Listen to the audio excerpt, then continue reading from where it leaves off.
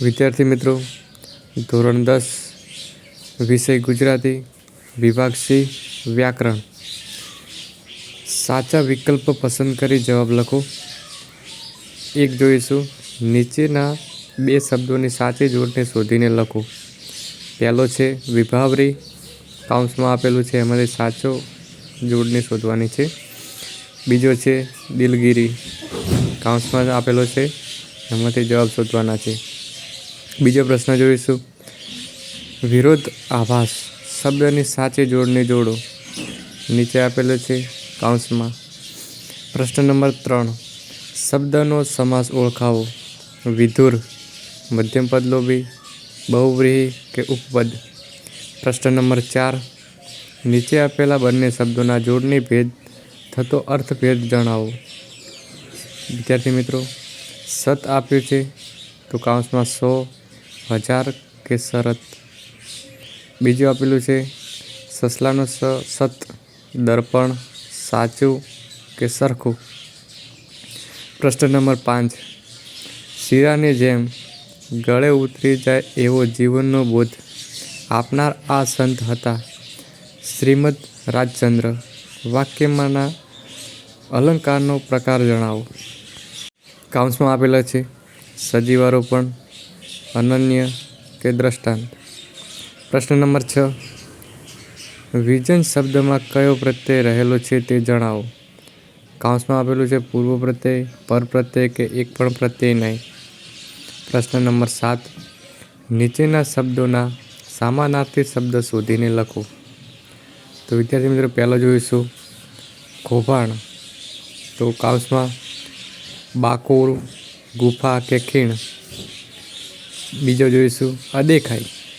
તો કૌંસમાં કપટ, પ્રપંચ, ઈર્ષા. પ્રશ્ન નંબર 8. નિરાશા સંજ્ઞાના આપેલા વિકલ્પોમાંથી સાચો પ્રકાર શોધીને લખો. કૌંસમાં ભાવવાચક, વ્યક્તિવાચક કે સમૂહવાચક. આગળ જોઈશું પ્રશ્ન નંબર 9. રૂઢિપ્રયોગનો અર્થ જણાવો. લીલા લહેર કરવી. પ્રશ્ન નંબર 10. આપેલ કહેવતનો અર્થ લખો. વખાણી ખીચડી દાંતે વળગે. પ્રશ્ન નંબર 11. શબ્દ સમૂહ માટે એક શબ્દ આપો. પાપણનો પલકારો. પ્રશ્ન નંબર 12. આપેલા શબ્દોનો વિરોધાર્થી શબ્દ આપો. તો સાહુકાર. પ્રશ્ન નંબર 13. નીચેના વાક્યને કર્મણીમાં ફેરવો. જયાવંતી શેઠાણીએ હાલરડું ગાયું. પ્રશ્ન નંબર 14. નીચેના તળપદા શબ્દનું શિષ્ટ રૂપ આપો. સંધેવો. પ્રશ્ન નંબર 15. વાક્યમાંથી વિશેષણ શોધી પ્રકાર જણાવો. હું મારી માટીનો જાયો. પ્રશ્ન નંબર 16. નીચેના વાક્યમાંથી ક્રિયા વિશેષણ શોધી પ્રકાર લખો. સંકલ્પ રાતના ક્યારથી ચાલુ થવાનો હતો. પ્રશ્ન નંબર 17 જોઈશું. કાર્યક્રમ શબ્દના ધ્વનિ ઘટકો, સ્વર અને વ્યંજન છૂટા પાડો. પ્રશ્ન નંબર 18. નીચેના વાક્યનું પ્રેરક વાક્યમાં રૂપાંતર કરો. આપણે પ્રેમ શૌર્યનું ગીત ગાઈએ. પ્રશ્ન નંબર 19. નીચેની પંક્તિનો છંદ ઓળખાવો. કરતા જાર કરોળિયો, ભોય પડી ગભરાય. વણ તૂટેલ તાંતણે ઉપર ચડવા જાય. પ્રશ્ન નંબર 20. જે છંદમાં અક્ષર સંખ્યા 21 અને મ, ર, ભ, ન, ય એવું બંધારણ હોય તે છંદનું નામ જણાવો. આગળ જોઈશું વિદ્યાર્થી મિત્રો. નીચે આપેલા વિકલ્પોમાંથી સાચો વિકલ્પ પસંદ કરી ઉત્તર લખો. 33મો પ્રશ્ન જોઈશું. નીચેના શબ્દોની સાચી જોડણી શોધીને લખો. તો વિદ્યાર્થી મિત્રો, આશીર્વાદ કૌંસમાં આપેલું છે, એમાંથી તમારે શોધીને આશીર્વાદ સાચું જોડણી શોધવાની છે. જિજ્ઞાસા તો કૌંસમાં આપેલું છે. 34મો પ્રશ્ન જોઈશું. પૃથુ પ્લસ ઈ શબ્દની સંધિ જોડો.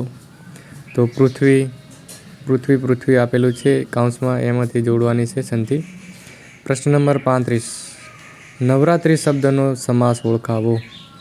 કૌંસમાં આપેલું છે દ્વંદ, દ્વિગુ કે ઉપપદ. પ્રશ્ન નંબર 36. બંને શબ્દોનો જોડણી ભેદ થતો અર્થભેદ જણાવો. માંદા તો બીમારી, વંદા કે તાકાત. બીજો જોઈશું માંદા, સ્ત્રીજાત, તંદુર કે નિરોગી. પ્રશ્ન નંબર 37. આપણી બાળલીની જ પગલી જાણે વાક્યમાં અલંકારનું નામ જણાવો. સજીવારોપણ, વ્યક્તિરેક કે ઉત્પ્રેક્ષા. આગળ 38મો પ્રશ્ન. પ્રત્યક્ષ શબ્દમાં કયો પ્રત્યય રહેલો છે? પર પ્રત્યય, પૂર્વ પ્રત્યય કે એક પણ પ્રત્યય નહીં. 39મો પ્રશ્ન જોઈશું. નીચેના શબ્દોના સમાનાર્થી શબ્દ શોધીને લખો. પહેલો આચરણ, પગ, રસપાન કે વર્તન. બીજો જોઈશું ધરોબો એટલે નિકટતા કે દરબાર. પાડોશ. પ્રશ્ન નંબર 40. નીચેની સંજ્ઞાનો આપેલા વિકલ્પોમાંથી સાચો વિકલ્પ લખો. તો વિદ્યાર્થી મિત્રો બાજરો આપેલો છે, તો ભાવવાચક, વ્યક્તિવાચક કે મૂલ્યવાચક. 41મો પ્રશ્ન. નીચેના રૂઢિપ્રયોગનો અર્થ જણાવો. જીવ ઊંચો થઈ જવો. 42મો પ્રશ્ન. નીચે આપેલ કહેવતનો અર્થ આપો. મોરના ઈંડા ચીતરવા ન પડે. પ્રશ્ન નંબર 43. નીચેના શબ્દ સમૂહ માટે એક શબ્દ આપો. શબને ઓઢાડવાનું લુગડું. પ્રશ્ન નંબર 44. નીચેના શબ્દોનો વિરોધાર્થી લખો. સત્ય. પ્રશ્ન નંબર 45. નીચેના વાક્યને કર્મણી વાક્યમાં ફેરવો. ઉદય નિયમિત પ્રાર્થના કરે છે. પ્રશ્ન નંબર 46. નીચેના તળપદા શબ્દનું શિષ્ટ રૂપ આપો. વાળું. પ્રશ્ન નંબર 47. નીચેના વાક્યમાંથી વિશેષણ શોધીને તેના પ્રકાર જણાવો. બે કર ઊંચા કરી મને વારતી. પ્રશ્ન નંબર 48. નીચેના વાક્યમાંથી ક્રિયા વિશેષણ શોધીને તેનો પ્રકાર જણાવો. બળદને હળે હળે જોતરીશ નહીં. પ્રશ્ન નંબર 49. વિદ્યાર્થી શબ્દના ધ્વનિ ઘટકો, સ્વર, વ્યંજન છૂટા પાડો. પ્રશ્ન નંબર 50. નીચેના વાક્યનું પ્રેરક વાક્યમાં રૂપાંતર કરો. મોટી દીકરીએ ચોખા દળ્યા. પ્રશ્ન નંબર 51. નીચેની પંક્તિનો છંદ ઓળખાવો. ધીમે ધીમે છટાથી કુસુમ મરજ લઈ ડોલતો વાયો વાય. પ્રશ્ન નંબર 52. જે છંદના પહેલા અને ત્રીજા ચરણની 13 માત્રા તથા બીજા અને ચોથા ચરણની 11 માત્રા હોય છે તેનું નામ આપો. આગળ જોઈશું 33મો પ્રશ્ન. નીચેના શબ્દોની સાચી જોડણી શોધીને લખો. સહાનુભૂતિ એના કાઉન્સમાં આપેલો છે. સારસી કાઉન્સમાં જવાબ આપેલા છે વિદ્યાર્થી મિત્રો. 34મો પ્રશ્ન જોઈશું. જન્મ વત્તા ઉત્સવની સાચી સંધિ જોડો. કાઉન્સમાં આપેલા છે એમાંથી સાચી જોડણી શોધવાની છે. પ્રશ્ન નંબર 35. ચાતુર્માસ શબ્દનો સમાસ ઓળખાવો. દ્વિગુ, તત્પુરુષ કે દ્વંદ. 36મો પ્રશ્ન જોઈશું. બંને શબ્દોનો જોડણી ભેદ થતો અર્થભેદ જણાવો. નશો તો કાઉન્સમાં આપેલું છે કેફ, દારૂ કે પીણું. આ બાજુ નશો તો રંગ, માંસ કે રૂંવાટું. 37મો પ્રશ્ન જોઈશું. માં તે માં બીજા બધા વગડાના વાહ. વાક્યના અલંકારનો પ્રકાર જણાવો. સજીવારોપણ, વ્યક્તિરેક કે અનન્ય હોય. તો 38મો પ્રશ્ન જોઈશું.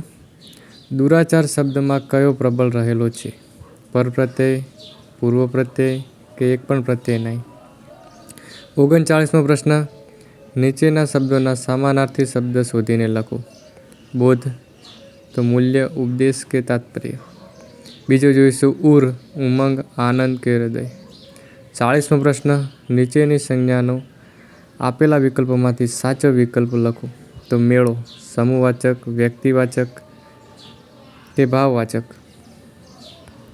41મો પ્રશ્ન જોઈશું. નીચેના રૂઢિપ્રયોગનો અર્થ જણાવો. મન ભાંગી જવું. 42મો પ્રશ્ન. નીચે આપેલ કહેવતનો અર્થ આપો. પાકા ઘડે કાંટા ન ચડે. 43મો પ્રશ્ન, નીચેના શબ્દ સમૂહ માટે એક શબ્દ આપો. ઢોરને બાંધવાની જગ્યા. 44મો પ્રશ્ન, નીચેના શબ્દોનો વિરોધાર્થી શબ્દ લખો. ભણેલા. પ્રશ્ન નંબર 45, નીચેના વાક્યને કર્મણી વાક્યમાં ફેરવો. મેં એક કામ છોડી દીધું. 46મો પ્રશ્ન, નીચેના તળપદા શબ્દનું શિષ્ટ રૂપ લખો. મૌર્ય. 47મો પ્રશ્ન, નીચેના વાક્યમાંથી વિશેષણ શોધીને તેના પ્રકારો જણાવો. તેનો સ્વર કોમળ હતો.